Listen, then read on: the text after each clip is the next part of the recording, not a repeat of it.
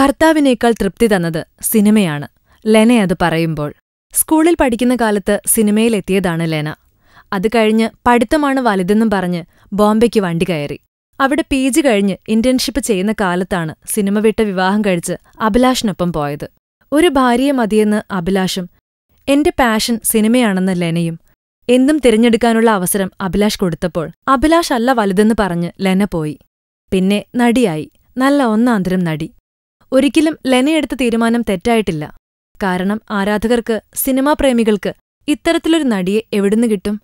അഭിലാഷിന് പ്രത്യേകം നന്ദി രേഖപ്പെടുത്തുന്നു, ഞങ്ങൾക്ക് ഈ മരതകത്തെ സമ്മാനിച്ചതിന്. എന്ന് നിന്റെ മൊയ്തീൻ എന്ന സിനിമയിലെ പൃഥ്വിരാജിന്റെ അമ്മവേഷം മാത്രം മതി ലെനയുടെ അഭിനയത്തിന്റെ കരുത്തറിയാൻ. അവർ ഇപ്പോൾ പറയുന്നത് എനിക്ക് നല്ല ഓർമ്മകൾ, സന്തോഷങ്ങൾ തന്നത് സിനിമയാണ്. സ്ത്രീകൾക്ക് ഒരു സംഘടന നല്ലതാണെങ്കിലും അത് വൃത്തിയായി കൊണ്ടു നടക്കണമെന്നും സിനിമാ കുടുംബത്തിന്റെ തണലിൽ ഞാൻ ഏറെ സുരക്ഷിതയാണെന്നും ലെന തുറന്നു സമ്മതിക്കുന്നു. ലെന, ഞങ്ങളും ഹാപ്പിയാണ് നിങ്ങളുടെ മുടി മുറിച്ചുള്ള പുതിയ ലുക്കിലും താങ്കളുടെ അഭിനയത്തോടുള്ള സ്നേഹത്തിലും. Film cart. ഞങ്ങളുടെ അഭ്യർത്ഥന മാനിച്ച് സബ്സ്ക്രൈബ് ചെയ്തവരുടെ എണ്ണം 2 ലക്ഷം കവിഞ്ഞിരിക്കുന്നു. നിങ്ങൾ വൈകിയോ? ഉടൻ സബ്സ്ക്രൈബിൽ ക്ലിക്ക് ചെയ്യൂ. ആനന്ദം തരുന്ന വാർത്തകൾ വിരിയട്ടെ.